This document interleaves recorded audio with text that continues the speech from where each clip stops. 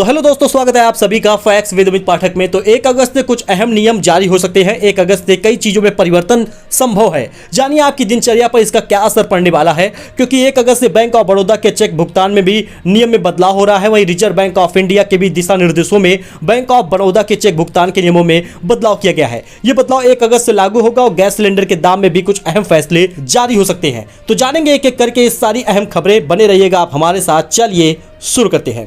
सबसे पहले आपको बता दें, बैंक ऑफ बड़ौदा में बदलेगा चेक भुगतान का नियम। इससे पहले भी मैंने आपको ये अपडेट दिया था। ये काफी इंपॉर्टेंट अपडेट है।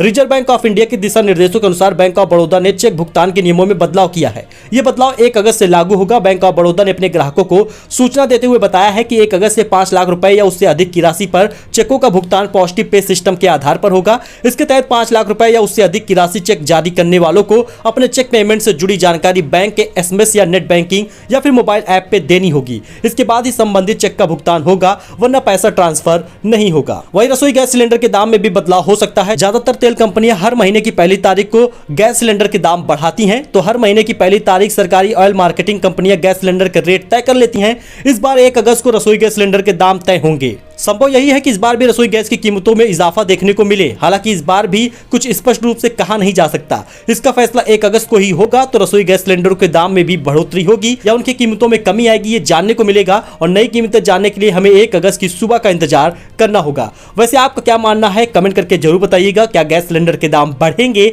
या घटेंगे? वहीं पर आप नहीं भर पाएंगे ITR रिटर्न। जी हाँ, आयकर रिटर्न भरने की आखिरी तारीख 31 जुलाई है और यही कारण है कि 31 जुलाई 2022 के बाद अपना आप रिटर्न नहीं भर पाएंगे। 1 अगस्त को आपको रिटर्न भरने में परेशानी होगी। हालांकि 1 अगस्त या उसके बाद भी आप रिटर्न भर सकेंगे, लेकिन 31 जुलाई के बाद उसके रिटर्न भरने पर आयकर विभाग की ओर से तय जुर्माना भी भरना पड़ेगा। ऐसे में अगर आप जुर्माने से बचना चाहते हैं तो 31 जुलाई यानी कल तक आप अपना रिटर्न जरूर भर दें।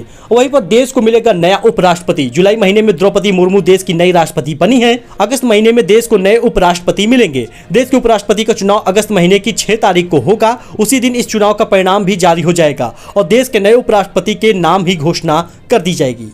वहीं अगस्त महीने में 18 दिन बंद रहेंगे बैंक। जी हां, रिजर्व बैंक ऑफ इंडिया देश में बैंक छुट्टियों की सूची तैयार करती है। इस सूची के अनुसार अगस्त महीने में कुल 18 दिन बैंक हॉलिडे है। इसका मतलब यह है कि देश में अगस्त महीने में कुल 18 दिन बैंक बंद रहेंगे। ऐसे में बैंकिंग के लिए जो थोड़े से दिन बचते हैं, उस दिनों में ही आप अपने बैंकिंग से जुड़े काम निपटा लें। अगस्त महीने में मुहर्रम, रक्षाबंधन, स्वतंत्रता दिवस, कृष्ण जन्माष्टमी और गणेश चतुर्थी के दिन बैंक बंद रहेंगे। इसके अलावा हर महीने की तरह अगस्त महीने में भी दूसरे और चौथे शनिवार को दिन बैंक में साप्ताहिक अवकाश के कारण बंद रहेगा। इन साप्ताहिक अवकाश की छुट्टियों को जोड़ ले तो अगस्त महीने में कुल 18 दिन बैंक बंद रहेंगे। हालांकि अलग अलग राज्यों में बैंकों में होने वाली छुट्टियों में स्थानीयता के आधार पर कुछ परिवर्तन होते हैं। ऐसे में कुछ राज्यों में छुट्टियों की संख्या कम हो सकती है तो कुछ में ज्यादा हो सकती है। तो ये कुछ अहम बदलाव थे जो 1 अगस्त से होने वाले हैं। एक अपडेट था जो आपके साथ शेयर किया गया है। आई होप आपको ये पसंद आया होगा। ऐसी जानकारी के लिए हमारे साथ जुड़े, चैनल को सब्सक्राइब करें। धन्यवाद।